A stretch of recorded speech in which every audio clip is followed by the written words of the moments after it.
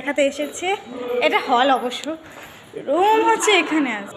এইটা হচ্ছে আমাদের ফার্স্ট রুম। আমিও দেখতে এসেছি কারণ আমার পছন্দটা অবশ্য। ওয়াও, এখানে আয়নাটা কিন্তু দারুণ।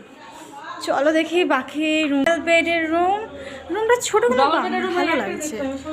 এটাও একটা সিঙ্গেল বেডের রুম আছে, অবশ্য লাইট জ্বলছে না, যাই হোক সেম সিঙ্গেল বেড, অবশ্য অন্ধকার। এখানে লাইট মাইট, হ্যাঁ সিঙ্গেল বেড। এখন সব ডিসকাস হচ্ছে, বাকি সবাই নিচে আছে। এই দেখ নাচ হচ্ছে এখন।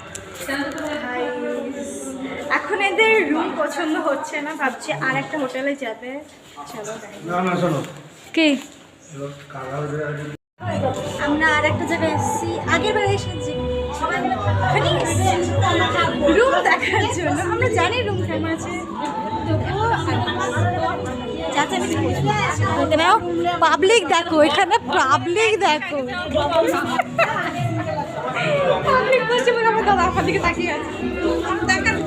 এই যে ইনিনার গপুকে নিয়ে এখন যাচ্ছে।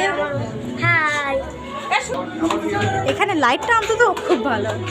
যে একটা রুম, এটা হচ্ছে ডবল বেডের রুম। এখানে ডবল বেড আছে, ওখানে ব্যালকনি, এখানে সোফা, আর এখানে আমি। এই রুমটা ভালো লাগছে। আর এটা হচ্ছে আই থিঙ্ক বাথরুম।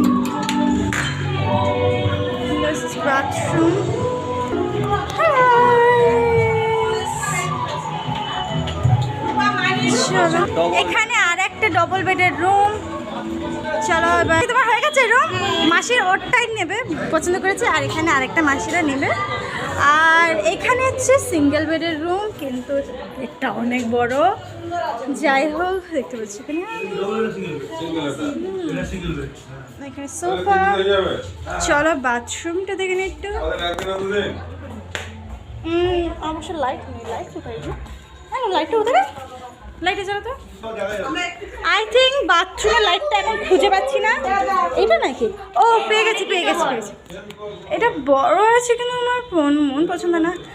যাই হোক, দুটো দিন এখানে আছি, অ্যাডজাস্ট করে নেবো। আমাদের আই থিঙ্ক এটা ফিক্স হয়ে গেছে।